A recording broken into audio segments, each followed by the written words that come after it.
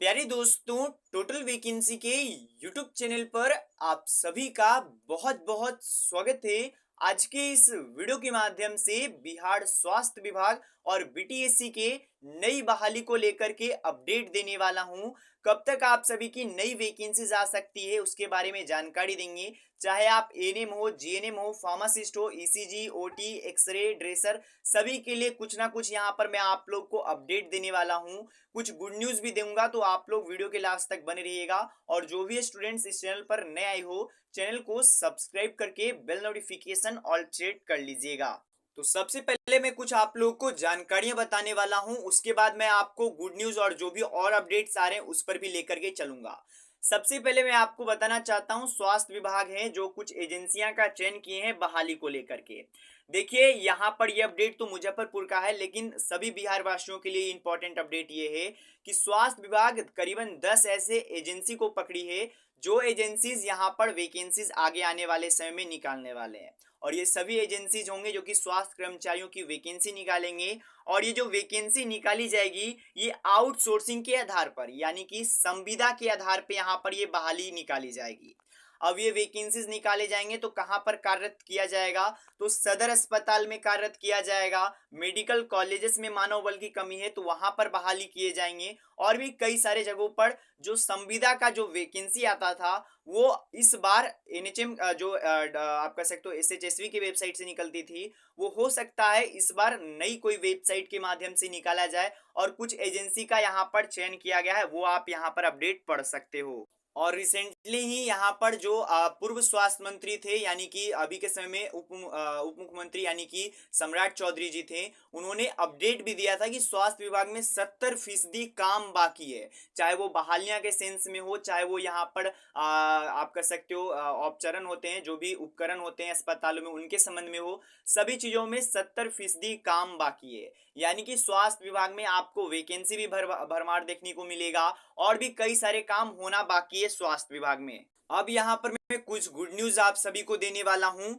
सबसे पहले तो सभी स्टूडेंट समझ लीजिए इस अपडेट को। बहुत सारे लोग गलत सेंस में से समझे हैं, लेकिन इसका जो असलियत है वो अलग कुछ है।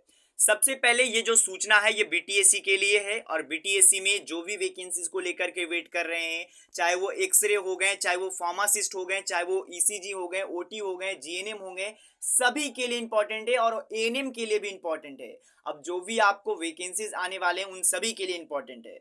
देखिए बेसिकली इसमें मैं शॉर्ट में आपको बता देना चाहता हूं, इसमें एक तरीके से अब जो बिहार तकनीकी सेवा आयोग के माध्यम से बहालियां आएंगी उसका नियम तैयार कर लिया गया है कि अब इस आधार पे वैकेंसी जाएंगी। और आपको मैं बताना चाहता हूं, मैं काफी लंबे समय से बताता आ रहा था कि कुछ यहाँ पर दिखते हैं नियमावली को लेकर के, इसके कारण से बहाली रुकी हुई है। तो अभी भी तो अगर आप देखिएगा तो जीएनएम का नियमावली क्लियर नहीं हुआ है, जिसके कारण से वैकेंसी नहीं आ रही है। बहुत सारी चीजों का नियमावली क्लियर नहीं हुआ है, जिसके कारण से वैकेंसी नहीं आ रही है।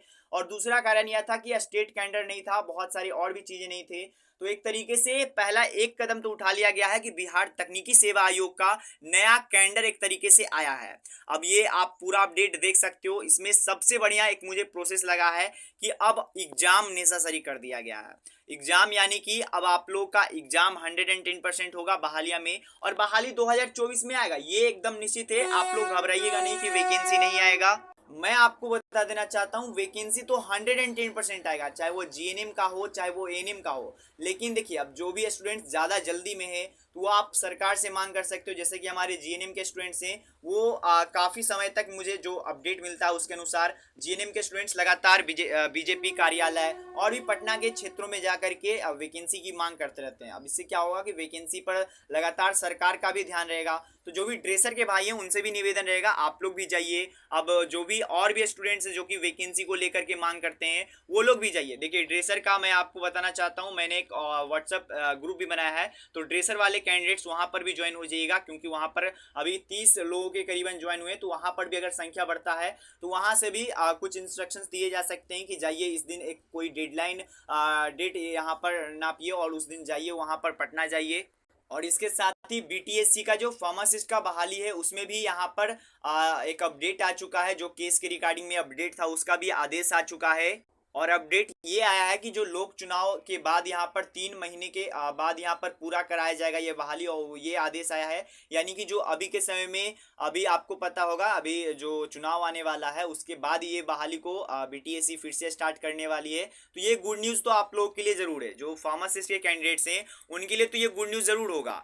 लेकिन अब जो भी स्टूडेंट्स और भी हैं जैसे कि ईसीजी हो गए, ओटी हो गए, तो इन सभी का भी वैकेंसी आपको जल्द देखने को मिलेगा, क्योंकि बीटीएससी ने भी न्यूली क्लियर कर लिया है और जो एग्जाम लेने का प्रबंध है वो भी कर दिया है। अब एग्जाम में आपको क्वालिफाई होना जरूरी है। क्वालिफाई अगर आप हो जाते हो तो आपको चांस ये भी है कि आपको आराम से काउंसलिंग में बुला लिया जाएगा। क्वालिफाई ज़्यादा नहीं रहता है, 32-33 नंबर अगर आप ले आइए। सभी कैटेगरियों के लिए अलग अलग होता है, वो आपका नियमावली तैयार करेगा तो वो आपको पता चलेगा कि कितना आपका पासिंग मार्क्स रहेगा। तो लगभग ये है 30 से लेकर के 35 के बीच में पासिंग मार्क्स रहता है। अगर उतना भी अगर आप ले आइएगा तो आपका नौकरी सिक्योर हो जाता है। अभी आप देख रहे होगे एएनएम 10,709 का बहाली, उसमें 32 नंबर तक कैंडिडेट्स नहीं ला पा रहे। अब ये सब तो अलग बात है दोस्तों। तो बाकी मेन वीडियो का मकसद ये था कि बीटीएससी फार्मासिस्ट की बहाली अब आपको 3 महीने में पूरा करने का आदेश मिल चुका है, और ये आपका लोक चुनाव के बाद यहाँ पर किया जाएगा। तो ये अपडेट पूरा आप लोग देख पाए। साथ में जो जीएनएम के छात्र हैं और एएनएम के छात्र हैं उनको भी मैं बता देना चाहता हूँ, घबराना आप लोग को नहीं है। आप लोग की वैकेंसी यहाँ पर जल्द से जल्द देखने को मिलेगी। सरकार इस पर पूरा काम कर रही है, और हो सकता है इसी बीच में आपको आउटसोर्सिंग के माध्यम से, यानी कि संविदा के आधार पर भी वैकेंसीज देखने को मिल सकता है। सभी क्षेत्रों में काम हो रहा है, जो मुझे अपडेट मिला है उसके अनुसार। बाकी अब जैसे ही कोई सूचना आता है मैं आप सभी को बता दूंगा। मिलते दोस्तों कोई इशू में, तब तक के लिए गुड बाय, धन्यवाद।